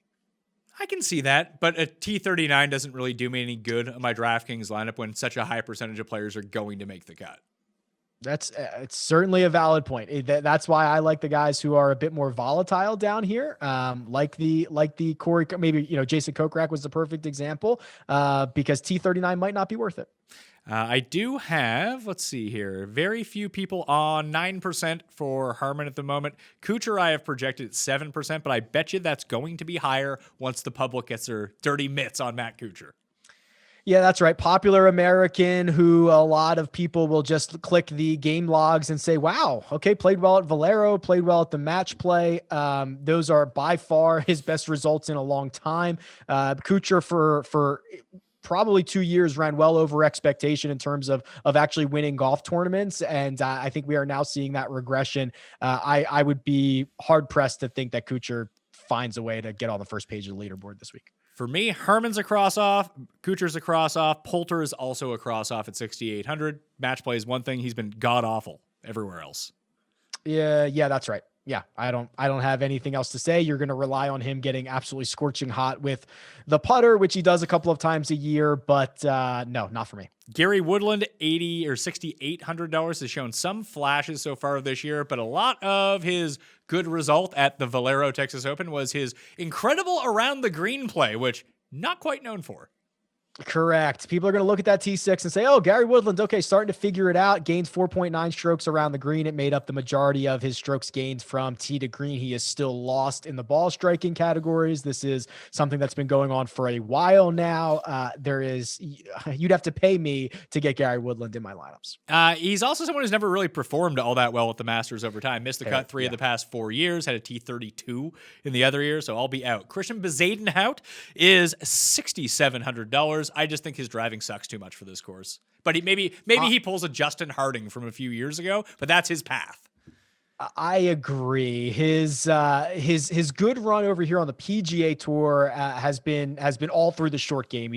There was a week he gained like 10 strokes on and around the greens, and that's unlikely to happen again. The driver so critically important at Augusta National. As much as I like Christian, I drafted him in our season long, Pat. I would love it if he can go out and make me $1 million this week. I just don't see that happening. Kevin Kisner, $6,700. No top 20s each of the past 5 years. People might glean on to him just because he played so well with the match play, but he didn't actually because he didn't even advance out of his fucking pod. Although put him on the Ryder Cup team, Rick. He's got to go. He won 2 matches at a match play and then lost to Matt Kuchar and he was gone. I like Kiz. He probably makes the weekend, but he will not be making my DraftKings score.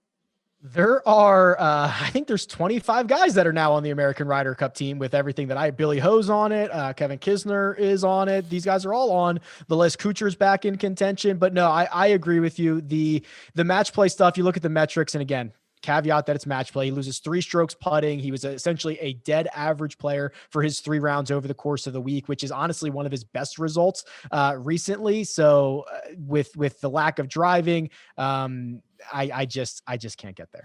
Hot Fire Dylan Fratelli, T5 at the November Masters, missed the cut in his only other appearance. He's actually one of these highly volatile players that I think could play well here, but I can never really. I liked him at match play. That was fine. He got out of his group. That's great news. But other than that, I don't know. I think I like guys below him more.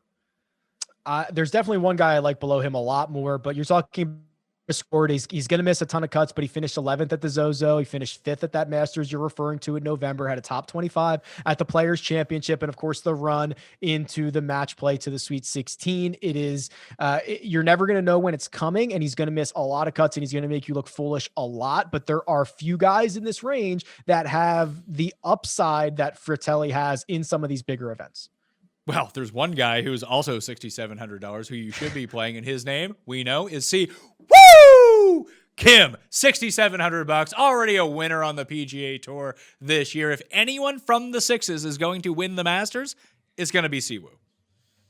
Oh man, I like to leave the Siwoo analysis to you, Pat. I will say the ball striking when he gets going can be second to none. It is a sight to see when he gets hot. It is also a sight to see when things go sideways for Siwoo. I still think there's probably one other guy that we haven't gotten to in the 6K range that has as much win equity. That might not be true. Siwoo, I'll give it to you. Siwoo Kim has probably the highest win equity out of the $6,000 range, despite it being very, very low. It's probably still him. I like the way that he's been playing so far this year. Listen, I don't think the Siwoo is going to win, but I think at $6,700, you get a guy who's made the cut at the Masters 3 years in a row. He already has a win this year. The irons can get amazing, and that's what you want. The short game is great. He can get a hot putter from time to time, and he's not short off the tee. It's just you never know what Siwoo is going to show up. But he has played well at Augusta, firm and fast. I like him on those type of courses. So I think that he's a good play at $6,700. I think he's a good bet at 150 to 1. Sebastian Munoz is next, your guy. I mean, he's no Lonto for you, but Munoz played well in the November version until Sunday came along. He played pretty well at Valero too, actually. His first really nice start in a while. Not going to do it for me here, though. Seabass got it going at the Valero, gained 4.5 strokes on approach, finished inside the top 10. Yeah, he did play well for a while in November. I agree with you. This is, as much as I would love to get to him, and I'm probably just lukewarm here, the play that he had at the end of 2020 was much better than the play that he has now, even though he did have a great finish and great metrics at the Valero Texas Open. But that's one round, one event. That's really the best we've seen from him recently. If he found something, that's great. But history and trends would indicate that it's going to be a bit more volatile. It's going to be a bit more rocky for him. So I'm not sprinting to the window as fast as I would like to get Sebastian Munoz into my lineups. Phil Mickelson is $6,600, obviously a 3-time champion of this event, hitting bombs, wearing aviators, drinking coffee on the course. I think he probably makes the cut, but that's about it. Is Paul recording? Because I don't think I'll ever say this again. I actually like Phil Mickelson this week. I am not a Phil Mickelson guy by any stretch of the imagination, but I have to tip my cap to the metrics. I got to look at it. He's gained strokes on approach in 4 of his last 5 starts. The last time he did that, it was February 2019. Those results included a runner-up finish at what is now called the American Express, and also his victory at the AT&T Pebble Beach. And now there couldn't be a better time for it, Pat. He goes to Augusta National for his 29th time. He's got 15 top 10 finishes. Of course, the 3 times being crowned the champion. If there was ever a week, and I'm not saying you have to, but if there was ever a week for me to get exposure to Phil Mickelson, it's right now. One of the great things about Phil DraftKings wise is that he'll always outscore his finishing position because he'll be volatile. He'll make a ton of birdies. He'll make a ton of bogeys. If he can have the putter and short game working this week, you are right. The ball striking has been really good. I do think he makes the cut, like I said, maybe like low lefty. Maybe that's where I'll be looking. Maybe a showdown lineup with Phil. How about this? Phil Mickelson, first round leader. Okay, let's do it. Yeah, especially let's hope he gets an early tee time, get out there in soft conditions. He can have his coffee in his big tumbler. He can be throwing darts at pin. Like let's do it. I'm cool with that. Danny Willett, former Masters champion, also $6,600, playing better golf as of late. Probably not going to do it for me here, though. You've won me enough, Danny. You can take the week off. Yeah, you should just never bet Danny Willett again. Just take it, put it under the mattress, spend it on the wedding. I think that's how you spend it, right? It's just, you're good with Danny Willett. The one thing I wish we had was the shot link data from Punta Cana. He finished 8th there. I wish I knew how he did it. So I've got a big question mark next to Danny Willett's name. He paid for half my wedding. So thank you very much, Danny. You're a hero in my books. I don't think I've bet you since, but I wish you nothing but the best. I hope you win the Masters this year. That would be fantastic news. Not so much for me this time around, but you know what? I can eat it if you win again. Cameron Champ, $6,600. Played well in November at the Masters. And at Valero last week, 2 really good rounds. 2 really bad rounds. But the putting started to come around. The approaches started to come around. I don't know. He has a lot of length. Am I just a moron here? Oh man, this is really tough. So since that November Masters, here's what he's done on the greens. Oh, I know. -4, -2, -4, -3, -3, -5, minus a half. And then of course, the first time he gained strokes since the Masters on the greens was last week at the Valero, just to give us a little bit of a hope. I'm going to say he has lost with the putter. That is your outlier week. Doesn't have 2 of those in a row. I'm out on Chad. He does possess the sort of game that you would want to see. Ortiz is a debutant. He's $6,500. He's been a lot of smoke and mirrors so far this year. He has some really nice results. Obviously, one in Houston during the swing season, but it's been a lot of chipping, a lot of putting, and the rest of his game has kind of went in the tank. He has gained strokes on approach once since his win in Houston, and it was a 1/4 of a stroke over 4 rounds in Phoenix. He is almost entirely reliant on his short game, which is super scary, and especially at a place that, I mean, listen, it's not Detroit Golf Club. There are impossible shots at Augusta National, and you got to have your absolute A+ stuff if you're playing from the side of every single green. Ryan Palmer is $6,500. I do not hate Ryan Palmer this week. I think that I think you can use him at $6,500. And I think that last week at Valero kind of masked how good he's been so far this year.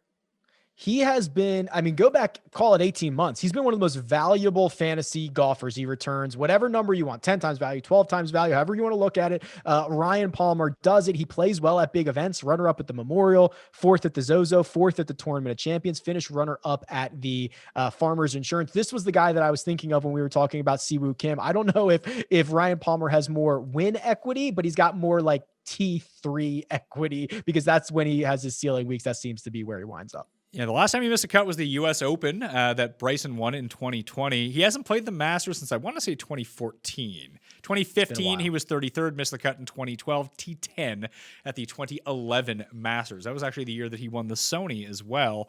So he's playing well coming in. I think that he's kind of safe at $6,500. Now watch him shoot 3,000 over, but that's always kind of the case. Bobby Mack, another debutant, $6,500. I just like his game for Augusta. He's a lefty, and he's a great driver of the ball. Whatever he does after he leaves the tee box, I can't guarantee you, but I think for a debutant, he has some upside. I mean, I'm not going to use a ton of him. I don't think he's going to win, but I think he can make a cut here in his first go. I agree, and I'm pretty sure he played a lot better. So he got buzzsawed by, I think it was Victor Perez in like the Elite 8 or the Sweet 16 or whatever that was at the match play. He played a lot better than that. Didn't deserve that type of finish. I agree. The 2 things he has going for him, lefty and good driver. The cons are that we don't know much else about him. There's not a huge sample size of him on the PGA Tour, and he's going to be making his debut here. So another big question mark, but the driver is a sight to behold. And I mean, he picked up a win on the European Tour towards the end of last year. Like, he's no scrub. He's a legit good player. He's young, and he kills it off the tee. And that lefty shot shape is going to come in handy. And I think we saw in the match play how valuable his driver can be. Oh, he's special, right? I mean, that shot that he hit on, I guess it was on 18 early, was almost exactly the amount of strokes gained in one shot as when Dustin Johnson nearly aced that par 4 at the Tournament of Champions a couple of years ago. It was special stuff. Kevin Na is $6,500. I like Kevin Na this week. I think that in a firm and fast condition at a long course, Kevin Na has the sort of game that I like for this kind of setup. And it would be one thing if, he'd never played well at the Masters before, but that just isn't true. He has played well at the Masters before. Fast greens, that's Kevin Na's jam. We know he's going to get it up and down. He's immaculate around the greens. Just don't be the guy who loses 7 strokes off the tee. Be the guy who loses half a stroke off the tee, and you can churn out a top 15 finish. Yeah.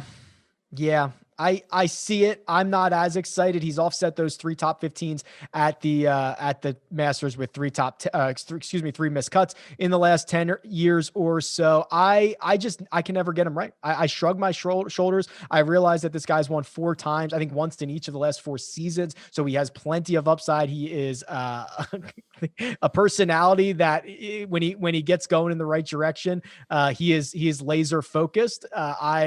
I just can't. I can never get him right, Pat. I'm usually off him.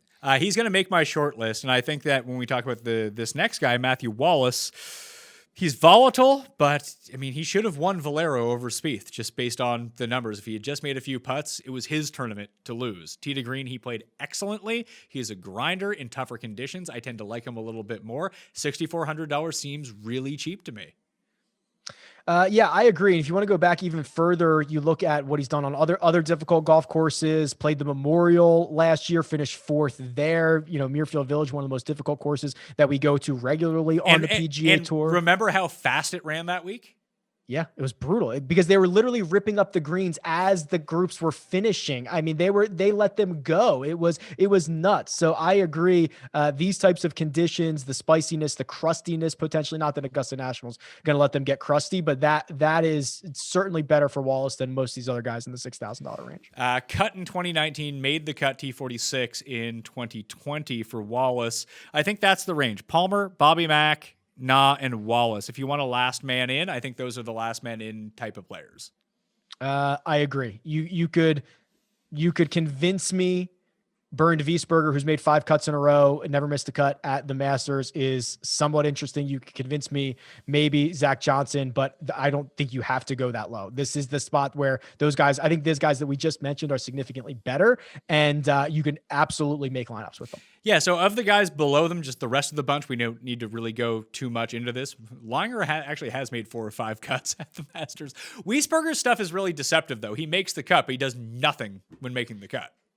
That's absolutely right. He makes the cut 5 of 5. There's only a handful of guys who have done it, who have played that often and never missed a cut. But yes, the upside is certainly limited for old Bernd. Your boy Lanto, 64. He's below $7,000.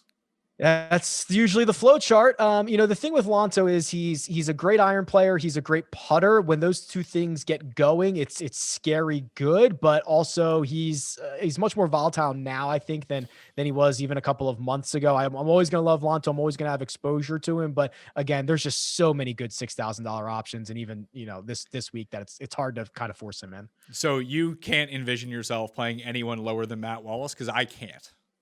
No. Ryan Palmer is $6,500. Matt Wallace is $6,400. I think they're both great options. I'm not gonna I love Brendan Todd. Won't make a single one of my lineups. Some of these other guys, like Jimmy Walker, in from that PGA Championship like 5 years ago. At this point, he's ranked like 750th in the world. No, that's where I'm drawing my line is Palmer and Wallace. I feel like Jimmy Walker has made each of the past 5 cuts at the Masters, which absolutely blows my mind. The only one that actually gave me some sort of, I don't know, I won't play him, so I'm just putting that out there right now. Stuart Sink seems underpriced. Stuart Sink's won this season. Yeah, I know. So if you put it that way, then you would be right. He won the safe way. I think he played well a couple weeks after that as well. Yeah, I mean, he's being priced down here with guys that will absolutely not contend and are just here for pomp and circumstance. All right. Rick Gaiman of rickrungood.com. You can check out all of his work up there and on the YouTube channel, Golf Digest, everywhere you want to be. Special alert to people of the things that you really want people to watch this week. I think the breakdown, the DFS preview I did on Rick Run Good YouTube channel is one of my favorite, one of the best I've done in a while. So that would be a good spot. Other than that, yeah, I mean, there's going to be a live chat on Wednesday evening. That is going to be the first ever CBS Sports live chat. And we are going to have a lot of guests cycling through that you have heard of and you have seen on television and you might want to hear from. So that is going to be something fun. It'll be 6:30 p.m. Eastern time on Wednesday. I think it's on the CBS Sports everywhere. I don't know, Twitch, YouTube, all that stuff. Is your best friend Trevor Immelman giving you inside info? Trevor Immelman is a very difficult guy to track down. We get Mark Immelman regularly on the pod, so we get our information that way. But there's definitely some guys that you have heard of and hopefully enjoy that we're going to be cycling through. So Rick, Wednesday evening live chat. You can tune into my live chat for the Masters, noon Eastern time, PM, on the Mayo Media Network YouTube channel. So you can get your answers from me, then run them by Rick and just believe Rick and not me because he's better at this than I am. I mentioned all the giveaways I have in store for you. Hit the description to find them all. Smash the like on the way out. And I will be back on Wednesday with more Masters coverage. I'm Pat Mayo. Thank you for watching. I'll see you next time. Pat Mayo Experience! Experience!